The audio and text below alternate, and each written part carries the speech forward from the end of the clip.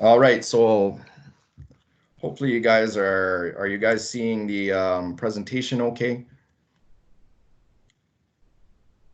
We are. So I'm going to get going then. So welcome today. Thank you guys for attending. We're talking today about some online work and money-making opportunities. But we appreciate having you here. We're still getting used to the whole sort of webinar, virtual service stuff. So this is very much a learning experience for myself and everyone, but it's great to have you guys in attendance, and it's great that you're interested. So I'm just going to move through the slides here.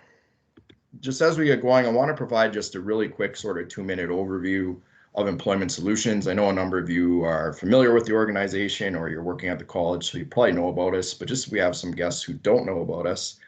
Who we are, Sault College Employment Solutions, we're a department of Sault College, but we're also one of approximately 300 service delivery providers that are funded by Employment Ontario. Here in Northeastern Ontario, we have 2 locations to serve clients. We have a Sault Ste. Marie office, and we also have staff sited out in Blind River. So in addition to the Sault, we can also cover East Algoma, North Shore, Blind River, and even towards Elliott Lake for a couple of our programs. So as you probably gathered from our name, Employment Solutions is a job search agency.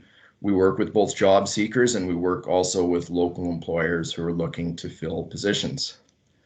So all our services are available free of charge, and some of them that you can take advantage of are, we have the largest local job board, and this is updated each weekday with new jobs, and you can find it online right now at our website. So there it is there, employmentsolutions.ca. Sorry, I just had a guest to admit. We also offer free workshops, webinars, job fairs, and similar events to help people find work or to match them with employers. So as an example, we're doing the webinar today. We have a library of resources and reference materials that are available for job seekers who are looking for work. And we also have an online job notification subscription service. So this is job alerts. You can sign up for them via our website. And that way you'll get an email every time there's new jobs available. So check out our website. There's some services there available for you. We also provide what we call assisted services. So these are kind of a higher level of services for job seekers. So this is what we term our kind of one-on-one services. So working with an employment consultant or taking part in our job matching services. If you become a client of Employment Solutions, this is what you'll get. You'll be attached to your own individual employment consultant, and they will work with you on your own job search strategy if you're looking for work. However, because of government requirements, we can only provide these services to certain persons. So you have to match the following profiles. So these are the requirements. You have to be at least age 15 or older. You can't be attending school or in training. So to any students we may have on today, sorry, if you're still attending school, we can't work with you just yet.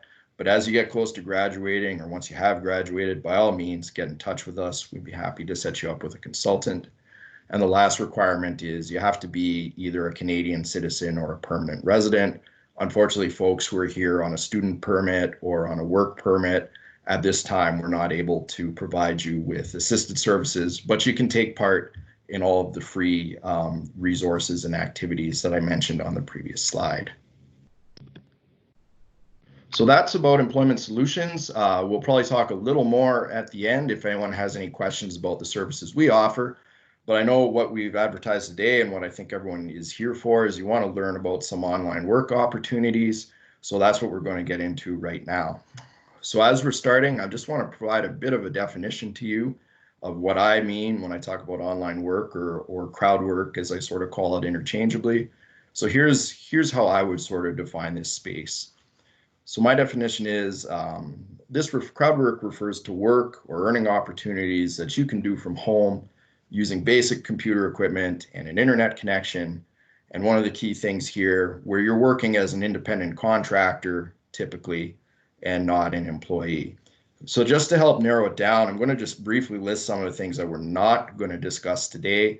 I don't necessarily have expertise in these areas, but there's other resources out there. So some of the things that we're not going to really consider in this presentation, at least, are any sort of gig work that takes you outside the home. So for example, becoming a rideshare driver, delivering food for Uber Eats, walking dogs for Rover, getting people's grocery orders through Instacart, and nothing like that. These are all home-based jobs that are done from where you live. We're not going to consider starting an online business in full. That's too expansive. We're not going to talk about working for freelancer marketplaces. So anything like an Upwork or Fiverr, where essentially you would have to go and advertise your services and get clients sort of in like a business marketplace way. Those are a little out of scope. We're not going to talk about any form of content monetization. So trying to make money from something like starting a podcast or writing ebooks or having a blog and earning income from that, or launching a YouTube channel and so forth. We're not going to give credence to anything that's scammy or illegitimate. So everything we talk about today, even if in the end you decide it's not very lucrative or not a great opportunity, all these things that we're going to discuss today are legitimate earning opportunities, and they're not opportunities that are going to require you to do anything sort of morally or ethically uncomfortable. And the last one, we're not going to consider any work from home jobs that hire people as actual employees, whether on a full-time or part-time basis. This is a little more like finding a typical job. If you are interested in finding a work from home position as an employee, I would encourage you to get in touch with Employment Solutions. If you want a hand with that, we can help out. But just on this last point, we are hoping in the next week or two to have another online event where we're going to talk with an individual who has a lot of experience doing full-time work in a work from home capacity. So we will have another event to provide some information about that to people who are interested. So stay tuned to our social media channels. We'll get the advertising for that up once we have a date and time. So what does that leave for online work, crowd work? So here's the major categories that are kind of left over. We're going to talk about 3 of them today as we had advertised. First is microtask work. Second is transcription or transcribing. The third is internet rating, which probably sounds a little bit mysterious if you're not familiar with it. The fourth one that we're going to leave off is teaching English online. So that's not going to be covered today. This is a popular sort of way to make money, teaching English to persons overseas. However, we've left it off because in order to do that, generally that's an opportunity only available to people who are university graduates, and you also have to be a native English speaker to be able to teach English online. So we're not going to cover that. We're going to cover the first 3 categories. I have experience in all 3 of those areas, so I can give you some personal insight into what it's like, and hopefully I can answer your questions that you may have with regards to them. And then just the last little rejoinder, these categories don't necessarily cover everything that's available out there, but they're kind of the major ones. And these are where most people will start when they begin looking at ways to earn a bit of extra income online. And sorry, I think we may have just had someone drop in. If you could just go on mute, if you don't mind. Okay. So what do you need if you're interested in working online or from home? Welcome, Ellie. We're still picking up a couple people as we go here. So if you're joining midstream, I'm not going to repeat everything I covered till now, but we're just kind of getting into right now the basics of working online, and we're going to get into our major categories in a second. So for right now, I'm going to cover kind of just what you need. The good news is there's not a lot of requirements needed, but the one thing that you'll run into time and again is generally you're going to need an actual computer. A desktop or a laptop computer is going to be required to work on most sites. There are specific jobs that will require you to use a smartphone or a mobile device, but a lot of the websites that offer online work, you'll need a computer to access them, or the interfaces are not going to render correctly on a mobile. So you'll need a desktop or a laptop. Windows-based machines tend to be, favored relative to Macs, but it's usually not too big of a deal. You also need a stable high-speed internet connection. Most people today, shouldn't be an issue. Most of us should have fairly good internet. It is patchy or it's always dropping. You're going to have kind of a frustrating experience trying to use a lot of the sites that we're going to talk about. Other IT equipment, generally you don't need too much, which is kind of encouraging news. Just about all the work you do takes place within a web browser or takes place using an application programming interface. So you don't need any special software. You don't really need any special peripherals. There's a few things that are helpful depending on the type of job you're doing. If you're transcribing audio files, like you're going to want a set of headphones. But in the main, you don't need too much other than a computer that's in reasonably good working order. The other thing you're probably going to be required to do somewhere along the line is you'll have to make an online bank account with an online payment provider. Most sites are not so helpful that they'll actually deposit the earnings you make directly into your bank account through an ACH or an EFT transfer. Instead, they're going to make you sign up with an account for a third-party provider, and then you'll have to link your bank account or a credit card or something else to that provider. So the major ones, most people have heard of PayPal. That's probably the biggest one. Payoneer is probably the second biggest, and some sites will use Payoneer exclusively. And the last point, just to be aware of, just about every online work site will require their workers to be at least the age of 18 or older. So one thing just to mention in case there are any teenagers or in case you're sharing this information with anyone's younger, generally you have to be at least the age of 18 to be able to get an account and work. So some important considerations just to be aware of. The biggest one, you're going to be, if you do work online, you're going to end up being responsible for your own financial record keeping and tax reporting. Because in just about every case, you'll be hired as an independent contractor, your employer or the site paying you is not going to take any deductions from your pay. You're going to get a gross amount whenever the payment comes through. There won't be any income tax deducted, no CPP, no EI.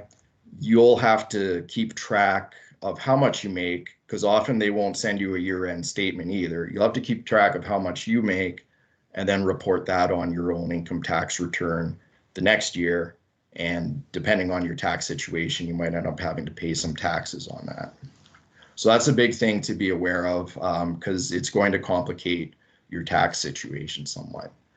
The other thing to know, and points 2 and 3 are really related here, there's a lot of competition for work on these sites. There's a lot of workers, and there's also no guarantees in terms of what you might be able to do to accumulate earnings or get hours or even get availability of work.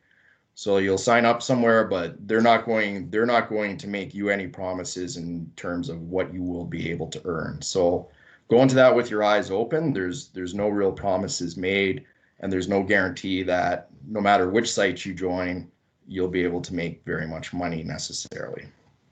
That leads to the fourth point. Online work is very unstable. All these crowd work sites we're going to talk about today, they can be unstable. They can be inconsistent in terms of how much income you make. Even if you get with a good site or a good combination of projects can come to an end suddenly, or you can be terminated from a project or terminated from a whole site very suddenly, and often without much warning or reasons given to you. And this kind of leads me just to the bottom line point here. For all the reasons above, you're best to look at crowd work and online work as a complement to having other forms of income coming in or other forms of paid employment, not a replacement for it. So if you've heard of things like side hustles or side gigs, some of these sites and jobs can be that. Some of them you can even make substantial earnings on the level of what a part-time job might be able to provide. But you can't rely on them month over month. Things are just too uncertain. So if you're looking for work right now, if you need a job to help you pay the bills, I certainly encourage you to continue looking for paid employment. If you need a hand with that, and if you meet the criteria to work with Employment Solutions, by all means, get in touch with us. We'd love to be able to help you out. I'm just going to check the chat very quickly to see if there's any questions. And it looks like we're okay at this time. So as I said, we're going to move into the different sections here, but if you do have questions, put them in the chat. And at the end of each section, I'll answer anything that's there. And perhaps at some point too, we can have a few discussions. So our first category is going to be microtask work. And I'm just going to jump straight ahead. So what is microtask work, or what are microtask sites? I like to think of microtasks as kind of like the unskilled labor of the internet. So these are short and basic jobs that probably if computers can do them, the tech companies would have computers doing them, but they can't because some form of human judgment or action is required to do them. And the term you'll often hear them referred to as is HITS. So this means human intelligence tasks. So it's something that action from a person is needed to complete the job. So just to make it easier to explain what that can be. So here's some common examples of microtasks. So it could be things like classifying, rating, or annotating images. So on some sites, this can sometimes be kind of funny because what you'll have a batch of like 10,000 photos, and classifying each photo will be one hit, and it will just be, the job will basically be to click a yes or no answer. And it's sometimes things like, is this a picture of a cow or something like that? And sometimes it's a cow and sometimes it's a tree. So very sort of basic things like that. Other times you might be asked to modify an image or put a bounding box on it, but image rating comes up often. Some other examples of microtasks, so checking links or search results, finding emails or phone numbers or other forms of contact information on the web, data entry. So someone may have taken a picture of, say, the nameplate on a piece of equipment. They'll ask you to transcribe, okay, can you type the serial number from this part from the photo? Completing short surveys or psychological experiments. These have become popular because microtask sites have so many workers. It's easy for researchers to reach certain audiences that they want to survey or study. And validating shopping receipts. And this is an interesting one because as you get into some of this online work, you'll come to realize that a lot of things that you may have thought were done by computers or AI systems are actually done by human beings somewhere. So if anyone's ever used a cashback app, something like Rakuten or Ibotta, if you ever take a picture of your receipt and send it somewhere so that they know that you actually went and bought the Lactantia milk or the Saputo cheese to get 30 cents back, there'll be a person somewhere who's eventually going to look at that receipt and they're going to fill out a tool as to, whether or not you're going to get the rebate or not. And just in case you wonder if I'm fibbing about that, here's an example that I just pulled off the web. So this is an example of an actual task, and you can see the tool here that the worker will fill out to see if, the person bought the appropriate items. So a bit more, here's some of the sites and companies that engage in this type of work. The biggest one, and what we're going to do for each segment is we're going to go through the work generally, and then I'm going to focus in a little more on a specific company in the field. The biggest one is Amazon Mechanical Turk, which probably a few people have heard about. Another platform that's pretty large is run by Microsoft. It's called UHRS, Universal Human Relevance System. ClickWorker is a European-based site, but they have a partnership with UHRS. And then there's also Figure 8. This was formerly a site called Crowdflower. They're now owned by an internet rating company called Appen that we'll talk about in a little bit. So rates of pay and earning potential, and this is what kind of most people want to know, like what's the brass tacks around making money off these things. So the main thing to know about microtasks are the pay is generally pretty bad. You're paid by the task, and the pay rates can be as low as 1 cent per hit, and they can range upwards from there to, sometimes $10 or more. The thing I would try to get across to everyone is the results to effort on microtasks are rarely very good. If you get a hit that pays $5 or $6, you're probably going to have to spend a lot of time on it. So it will be something like writing a 500-word article or something like that.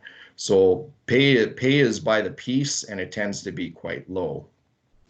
The result of that is most of the workers on microtask sites, you end up earning far below minimum wage, usually making only a few dollars an hour or less than that. And sort of my bottom line for those interested, for most people, microtask sites, they're going to be more a source of a bit of pocket change or a bit of fun money rather than a consistent income for you. But that said, they're still popular. The work is easy. Anyone can do it. And that's why many people continue to explore it and request to have accounts made. So a little more, as I mentioned, we're going to talk about some of the providers here. For microtasks, we're going to look at Amazon Mechanical Turk. So just some background on it. Mechanical Turk debuted in 2005. So it's one of the first of these crowdwork platforms. And it's also the biggest microtask site. They accept workers from 49 countries at present, and that includes Canada. It's estimated that on any given time, if you sign on to onto Amazon Mechanical Turk, there could be up to 100,000 workers on the site at any particular time. They may not all be working actively. The fourth point, there's no specific requirements to join. You don't need any specific skills. If you're interested in exploring Mechanical Turk, you just have to visit their site and request to have an account created. And then the image, you can see a little bit, hopefully you can see that somewhat. There's a little bit, gives an example. This is kind of what the dashboard looks like in Mechanical Turk. You see the list of hits or the specific tasks.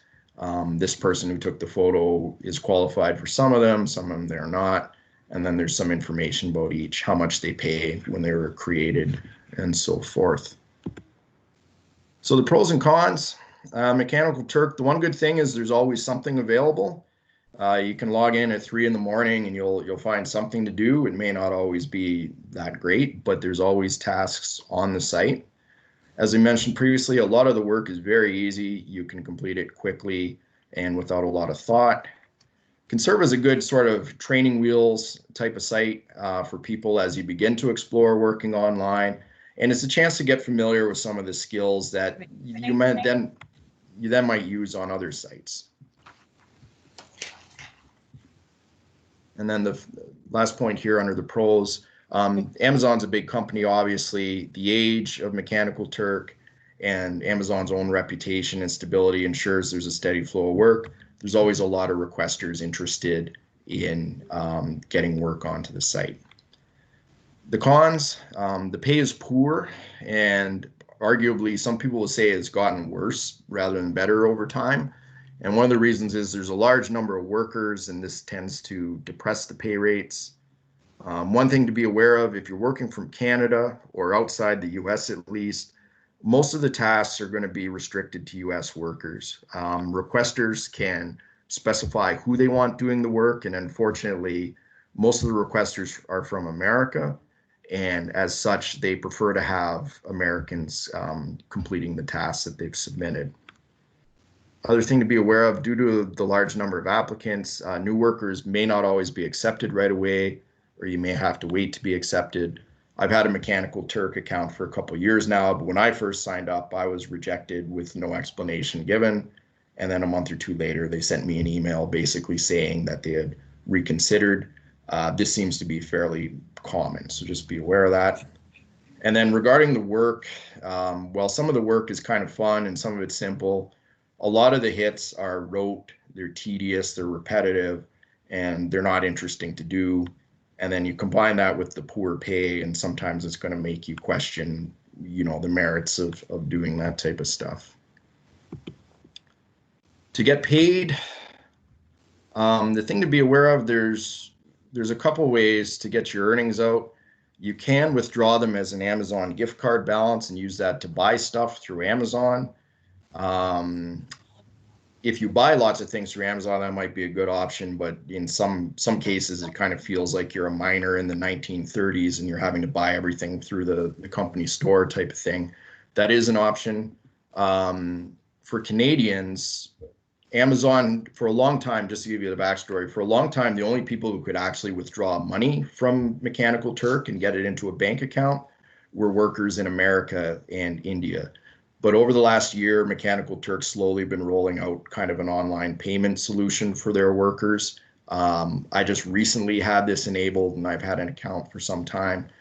So if you join today or if you're new to it, you might be able to withdraw your earnings to an online bank account and then transfer to another account.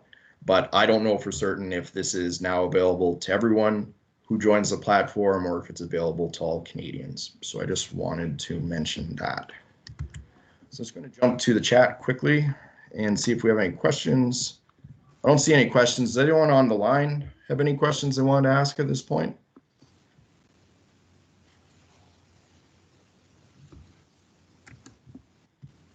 Okay, great. That being the case, I'm going to move to the second of the categories here. I did pledge to sort of get everyone off by 3 or so.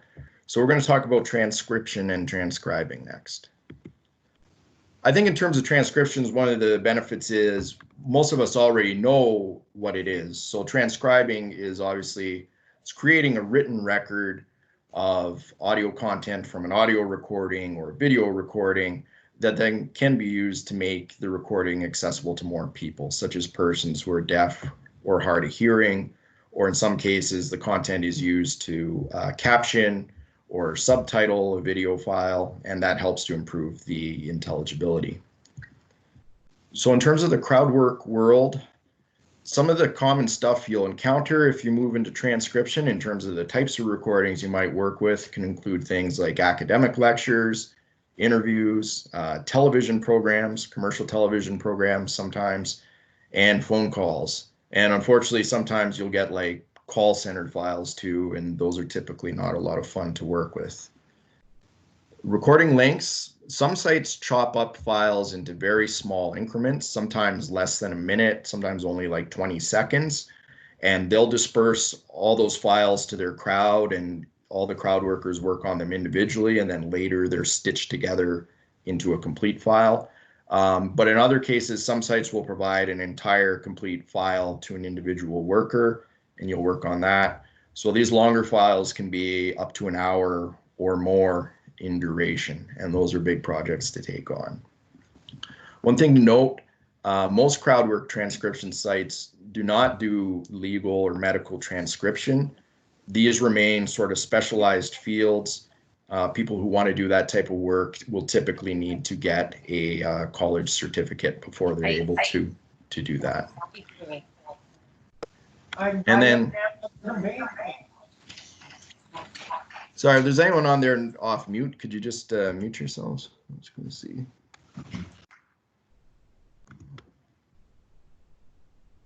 Thank you. Okay, and then the last point here, a few sites, in addition to transcribing, they'll also provide video caption and or translation services. And sometimes those pay a bit better, or they're considered a bit better to work with. So here's some of the notable companies in the space. So we're going to talk about Rev a little bit more, but some other ones to consider or that are out there that are sort of commonly cited: 3Play Media, TranscribeMe, and then CrowdSurf here at the bottom. CrowdSurf is a site that, as I mentioned before, they're the ones who break everything up into the really small pieces. I've worked with them in addition to Rev. I find they're a good site for beginners because the audio quality tends to be good and it tends to be interesting stuff, but the pay is really bad there. So there's kind of the one trade-off. For rates of pay and earning potential, similar to MicroTasks, for transcribing, payment happens by the piece. So rates range from around 30 cents per audio minute up to around $1 per minute, sometimes for more complex files or on sites that pay a bit better. So I'm going to have this warning later on too. If you ever see a transcribing site and they advertise, you can make like $15 per audio hour, just remember audio minutes and audio hours are different from the time it takes you to complete the file.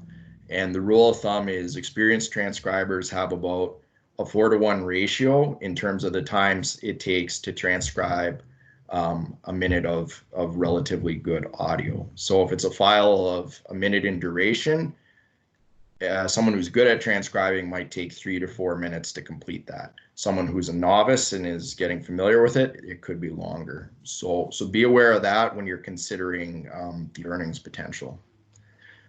So as such, most beginning transcribers should expect to make a few dollars an hour when starting. Rev, you will occasionally see them advertise on sites like Indeed, and I have seen them locally, so this is in part why I've chosen to focus on them.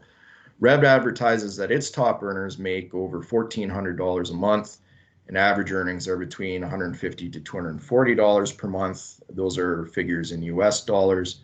Just what I would say to that, I'm sure there is someone on Rev making $1,400 a month and up transcribing for them, but that's probably like telling, you or I, like, well, if you start jogging today, you might go to the Olympics in a few years. So that's kind of like an outlier result.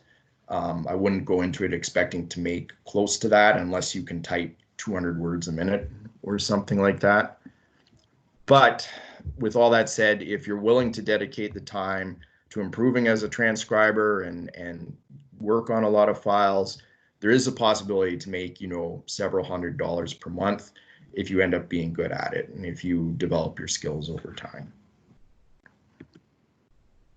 So the pros and cons quickly. There's no real formal requirements for entry into transcription. You don't need a specific background in anything. There are tests that you'll generally have to do before you can work. But it's not really restricted to anybody. And there's a lot of sites that offer transcribing services or that hire crowd workers to work on them. There's also no required minimum time commitments in most cases, so you can work as you please, as much or as little as you like if work's available. The content you encounter is occasionally going to be interesting or educational, so you might learn some new stuff or you might listen to or watch some entertaining pieces. So it's occasionally a bit fun in that regard. You also get the feeling of doing something that can be helpful or worthwhile, because the files that you work with, eventually those transcriptions are being used to, facilitate understanding and make the content accessible to more people. The cons, as we already talked about, the pay is generally low, and similar to microtasks, I think because so many people are in the space, there is a downward pressure on the rates of pay that are paid out. The quality scoring systems are another drawback. These can sometimes be very harsh. When you work for a transcription site, you're going to be audited or graded on at least a portion of the files you work on. And if you can't stay above certain pre-established thresholds in terms of accuracy or following their style guide, your quality scores suffer and you can be terminated quickly if you don't show an ability to keep above the levels that they set. Another con, the work's pretty demanding. It's not something you can do and sort of half pay attention to.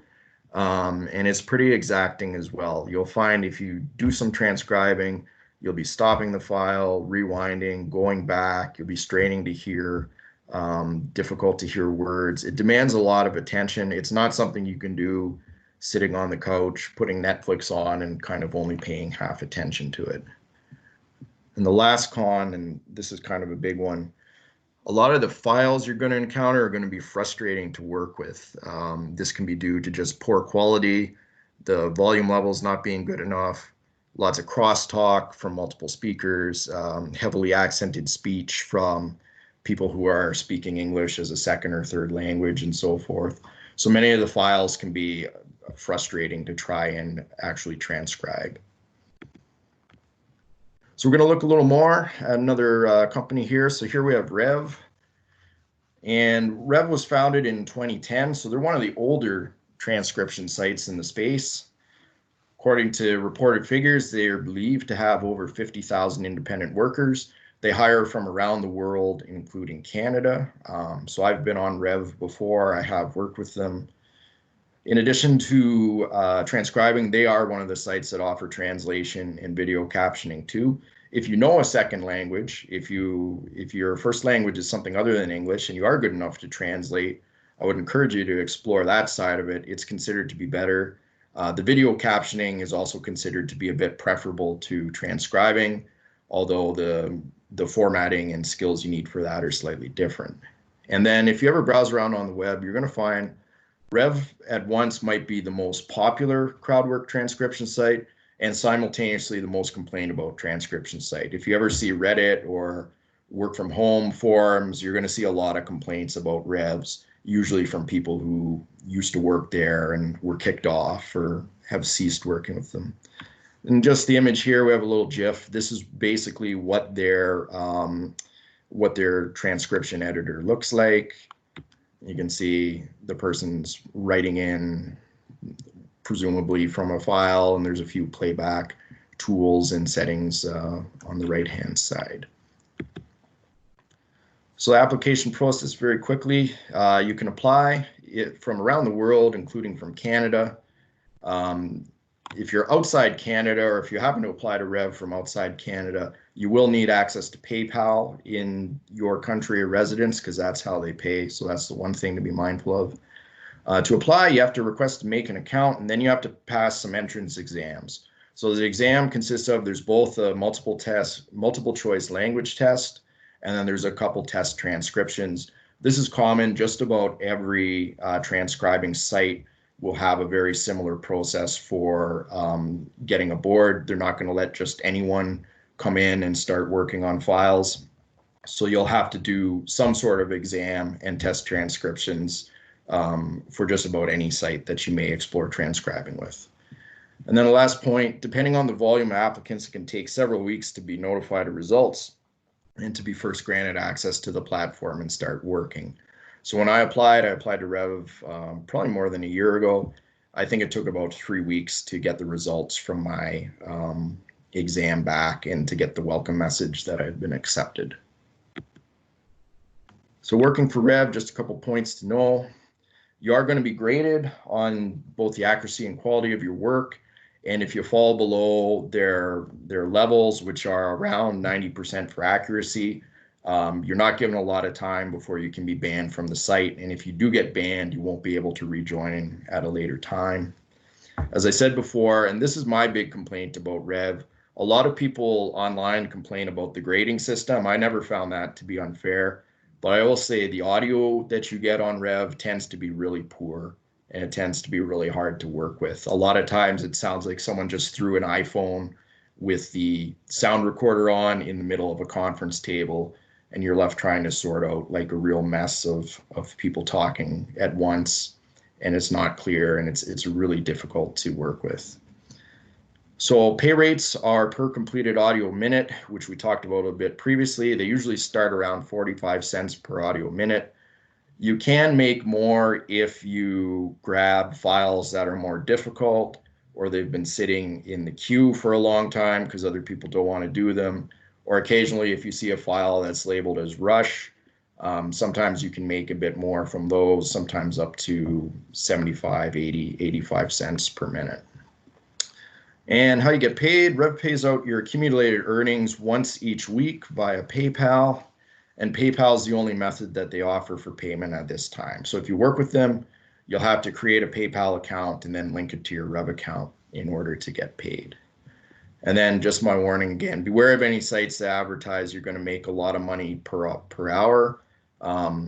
Rates per minute or per audio minute are different from the time it takes you to actually complete the file. So if you're a beginner, as I was once upon a time, if you get a 6 or 7 minute file, that might take you the better part of an hour to get through. So just a warning there for everybody.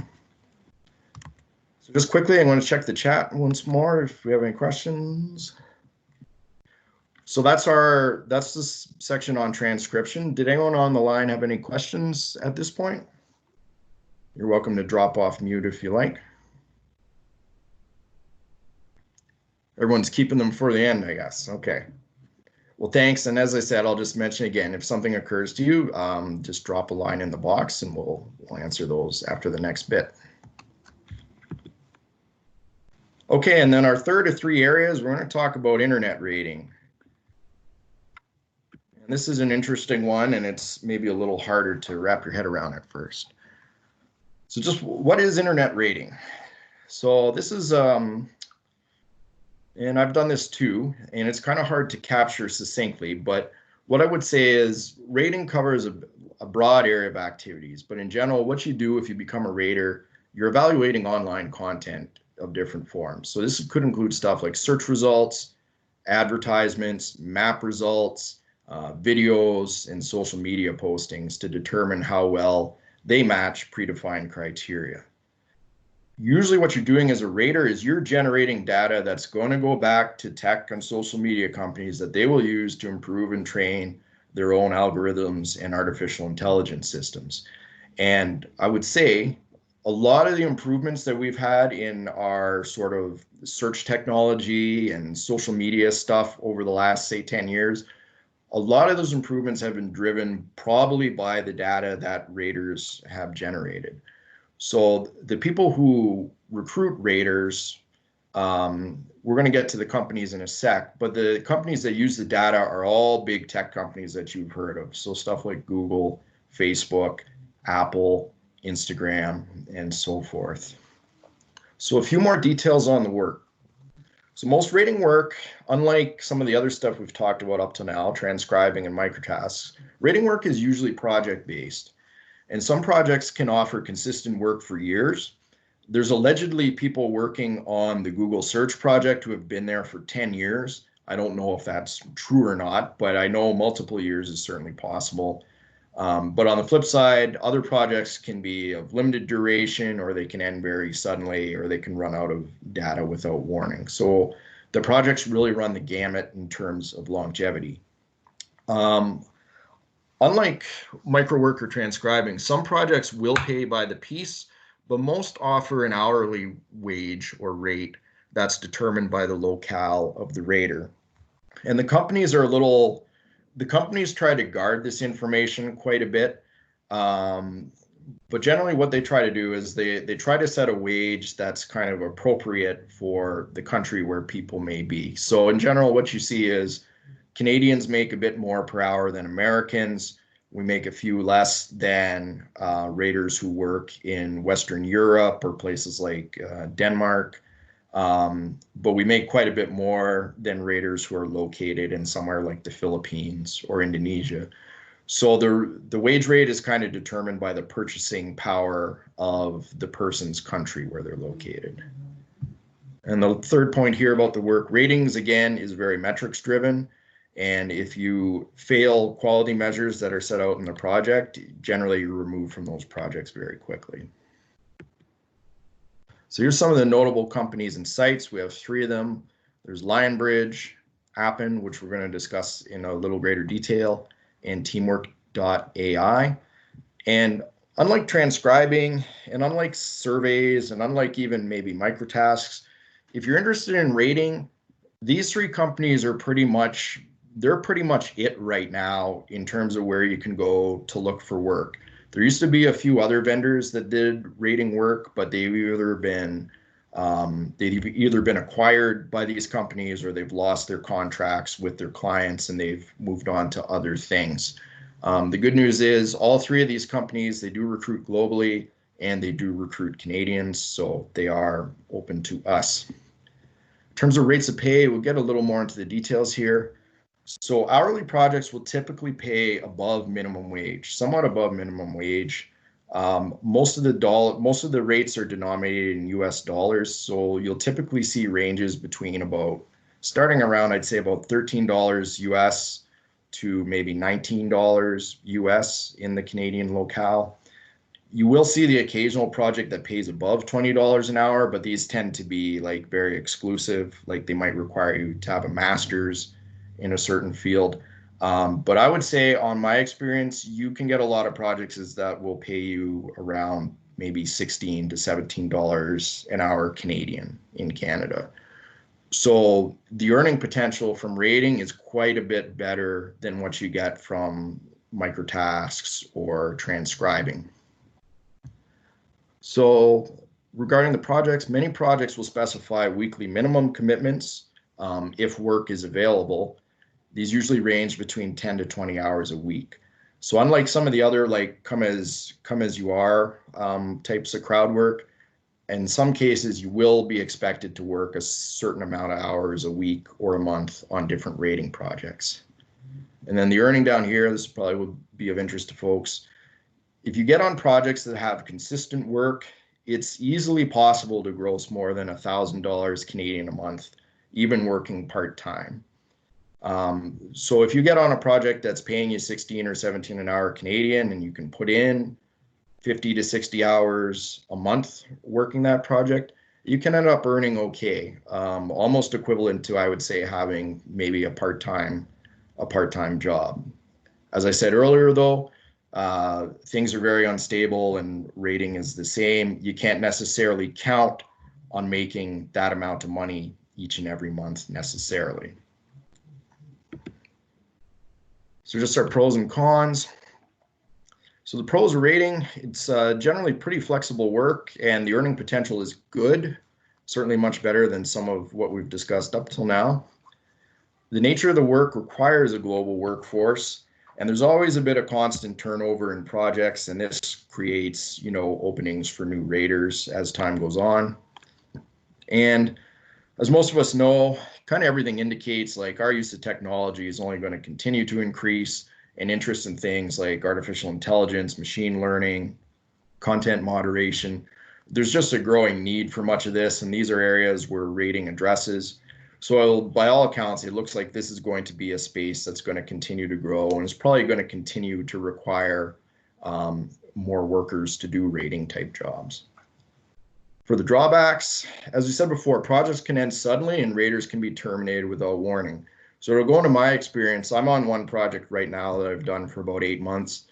At the end of each month, we have what's called Suspension Sunday, where a bunch of people who were tested during the month with these sort of audit sets that we don't know about. But the people who don't get a good enough score on those sets get kicked out of the rating tool.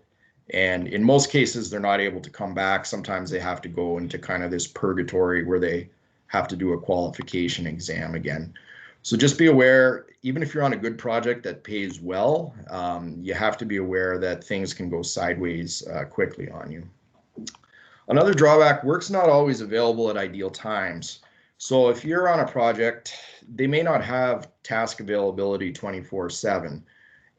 If you have something where there's a queue, they might only load it once a day at certain times, and it may not jive with the rest of your schedule.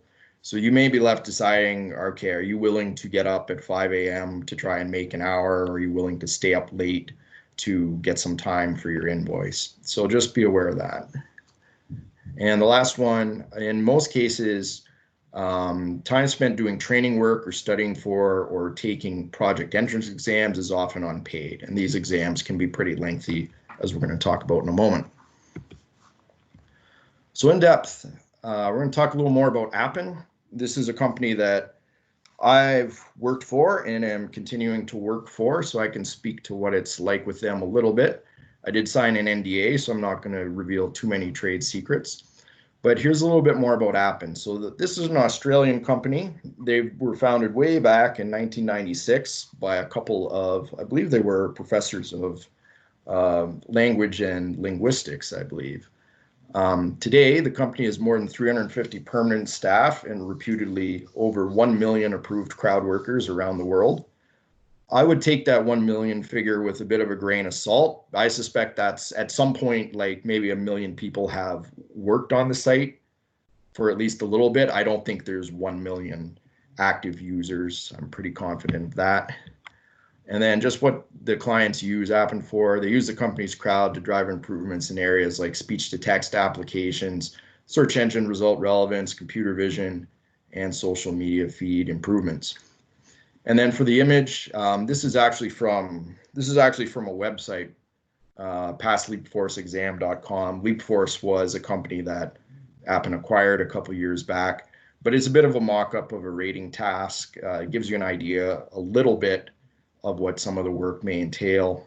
This is an advertisement rating, so you can see a query, what is a good credit score? To the right, there's a couple flag options. There's a rating slider at the bottom. So that's a little bit like what some of the tasks resemble. So application process, if you're interested in working for Appen, you have to first complete a questionnaire and make an account with them, and you may be required to submit some supporting documents such as a resume. Generally, and I'm going to note this in case we have any international folks or international students, Generally, Appen, and to my knowledge, the other rating companies too, will require a minimum of 5 years continuous residency from your current locale. I don't know to what extent they go and check that, but they do ask about it. And another thing to note, you're not allowed to work from outside your country or residence that you indicate on your application with them. So if you're someone who splits time between Canada and another country, you can only work from one of those countries. And if you try to work, like as a Canadian, if I tried to work from somewhere in the US, the clients would they monitor your IP, they would pick that up really quick, and you would get banned from whatever projects you were in. And then the third point here, once accepted, applicants can apply for available projects. These vary and they're all over the place. Some have very few qualifications. A couple you may be accepted right away, but there's others, particularly longer term projects that can go on for years and years. The bigger projects can have really detailed guidelines that you need to study and get familiar with, and often very long exams that can take from 8 to 12 hours to do. And as I mentioned before, in most cases, that study time and that exam time is uncompensated. So if you take a 10-hour exam and then fail, you're probably not going to be like too thrilled about that, but it's kind of the price you have to decide whether you're willing to pay or not.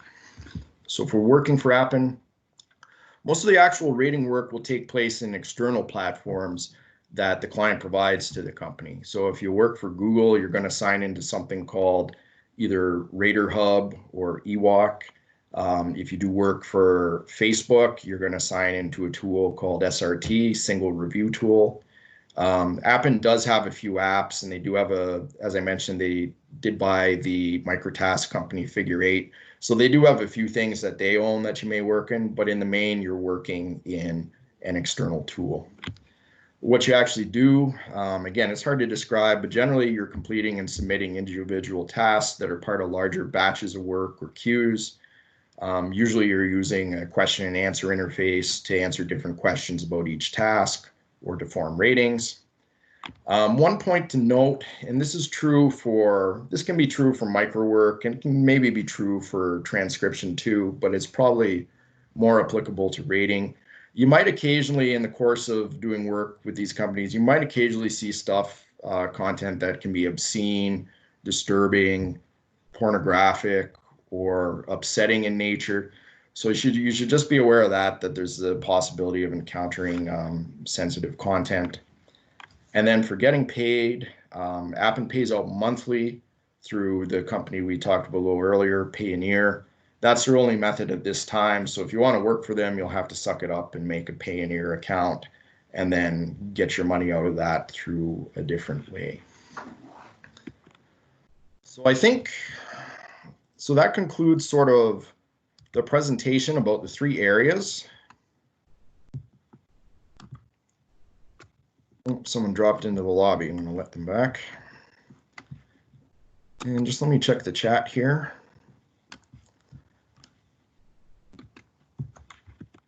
Those were the 3 areas I wanted to cover with you guys today. I wanted to talk about microwork, transcription, and then internet rating.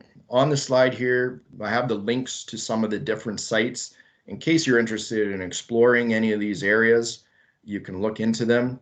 As I said at the outset, if you're in the Sewin area and you're searching for work right now and you're above 15, you're a Canadian citizen or permanent resident, and you're not a student, and you'd like a hand finding a full-time job, certainly get in touch with us at Employment Solutions. We'd be happy to work with you. But at this point, I'd just like to open it up and just see if we have any questions from anybody on the line. You're welcome to ask them in chat, or you're welcome to come on the phone. I'd be pleased to address any of those.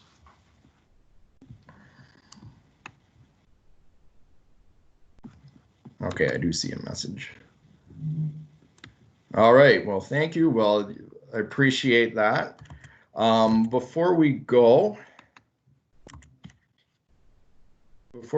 here, I do want to just put up a link to, we do have a little feedback form, and if you guys could just take a moment to fill that out, let us know what you thought today, that would be great. And let me just, I'm sorry, I'm just battling with the computer here. And I'm just going to put it into the chat. So if you wouldn't mind, those of you guys who joined, if you wouldn't mind just filling out the form, providing some ratings. If you have any feedback, happy to receive that as well. And again, sort of last call for questions. Anyone on the line have anything that they wanted to know or that wasn't clear today?